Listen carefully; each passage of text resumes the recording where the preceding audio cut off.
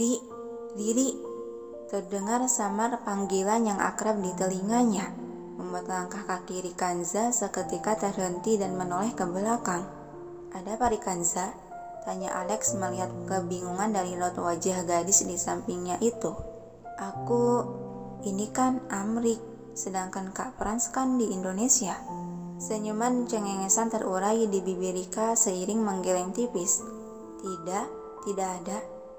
Kemudian dia kembali berbalik melanjutkan langkahnya menuju bangunan di ujung sana yang sebagai rumah kaca. Mungkin karena aku merindukan mereka ya. Jadi berhalusinasi.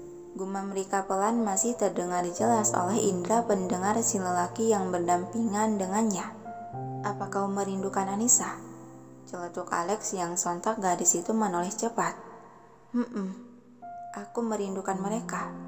Anissa, rekan kerjaku juga Kak Frans dan Paman Bibi. Jawab Rika beraut muka murung. Mereka baik-baik saja, jadi kau tak perlu mengkhawatirkannya lagi. Kembali Rika melirik dan tersenyum simpul. Yah, aku juga tahu. Buktinya sudah 2 bulan lebih aku tinggal di sini. Mereka tak pernah menanyakan kabarku. Alex dibuat terdiam mendengarkan. Dia hanya tersenyum kaku merasa tak enak hati.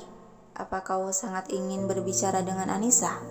Jika ingin, aku bisa pinjamkan ponselku lagi. Rika menggeleng pelan tersenyum perih teringat lagi ketika dirinya selalu menghubungi nomor Anissa lewat ponsel si Alex. Yang pasti akan berakhir kekecewaan karena nomor itu selalu sibuk dan sulit dihubungi. Aku takut mengganggu kesibukannya, jadi aku akan menunggu saja. Ada setitik rasa bersalah dari lubuk hati si Alex melihat raut kesedihan dari wajah cantik gadis tersebut. Karena dia sendiri yang telah menukar nomor Anissa dengan nomor orang lain, sehingga Rika akan sulit berhubungan dengan orang-orang di Indonesia. Dia terpaksa melakukan hal tersebut karena hal itu merupakan permintaan dari Joseph. Selain itu, yang menjadi beban besar mengganjal di hati Alex adalah karena dia tahu pasti penyebab Joseph begitu membenci keluarga Saputra. Apa ini tidak keterlaluan menjauhkannya? Yang padahal Rikanza sendiri tidak tahu apa-apa.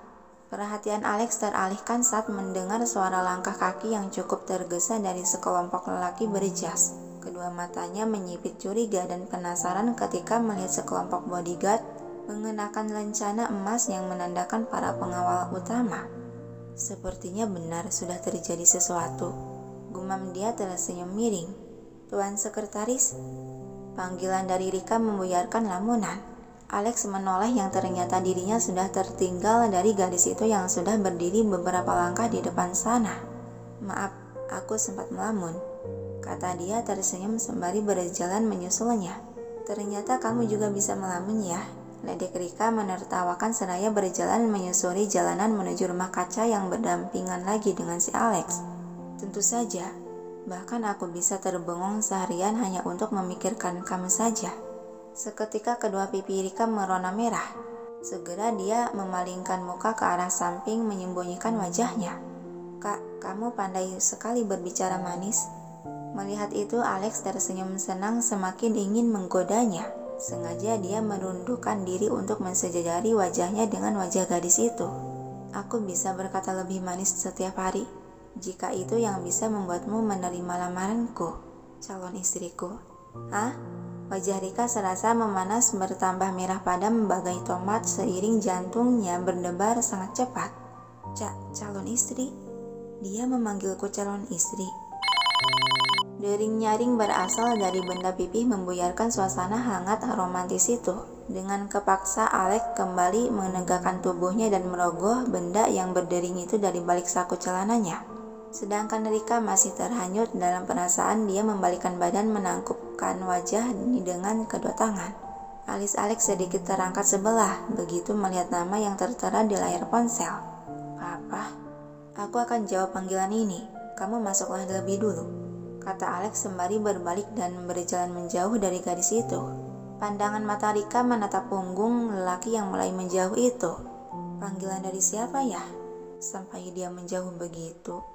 Apa dari Tuan Egi atau Anissa ya? Diingatkan lagi membuatku semakin kangen sama mereka. "Ayo Nona, kita masuk," ajak Boni yang sedari tadi masih setia membuntuti majikannya. Rika mengangguk tipis dan menurut melanjutkan langkah kakinya yang kali ini hanya didampingi oleh pelayan pribadinya saja.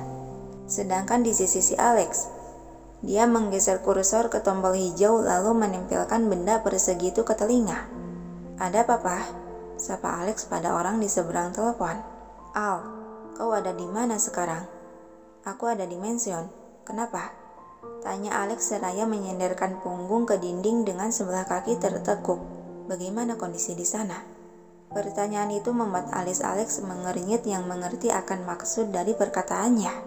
Entahlah, melihat dia sampai mengeluarkan bodyguard utama, sepertinya suatu hal besar sudah terjadi di sini.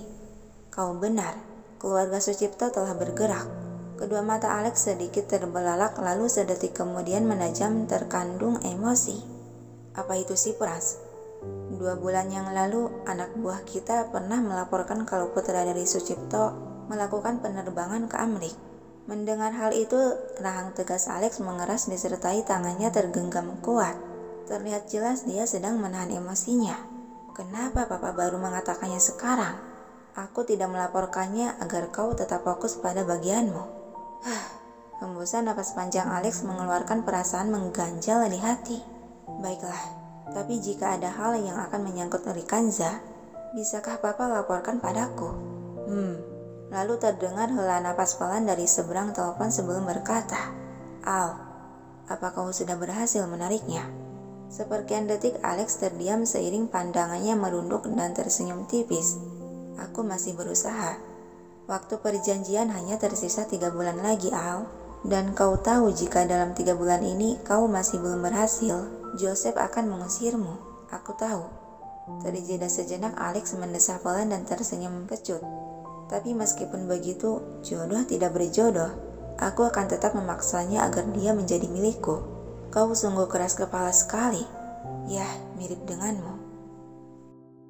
Sementara di sisi lain, di sebuah gedung yang menjulang tinggi berpuluhan tingkat, dan dalam ruangan luas itu terlihat seorang lelaki tampan parubaya terduduk di kursi kebesarannya.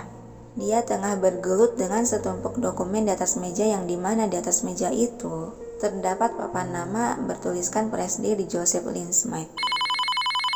Dering nyaring dari benda pipih di atas meja mengalihkan perhatiannya. Dia mengambil benda persegi tersebut lalu menempelkan ke telinga tanpa melihat nama si pemanggil terlebih dahulu. "Tuan," katakan, "kami telah menangkap 1 tikus yang berkeliaran di rumah." Mendengar hal itu alis Joseph tertaut seiring netra kehijauan itu menajam dingin. "Bagaimana dengan putriku? Berkat Tuan Muda Adirga, Nona bisa menikmati waktu bermainnya." "Cik, kali ini aku biarkan. Tambah penjagaan di sekitar putriku. Jangan beri kesempatan lagi untuk mereka dekat." "Baik, Tuan." Lalu panggilan pun berakhir. Joseph menghembuskan napas panjang seraya melepaskan kacamata baca yang bertengger di hidung mancungnya. Dia memijat pangkal hidung yang terasa pegal dan memejamkan mata. "Dahlia, aku janji, kali ini aku akan melindungi putri kita, meskipun nantinya dia akan sedikit membenciku." Gumam Joseph diakhiri hembusan napas berat nan panjang. Dengan sorot mata terkandung kesedihan dan kerinduan mendalam.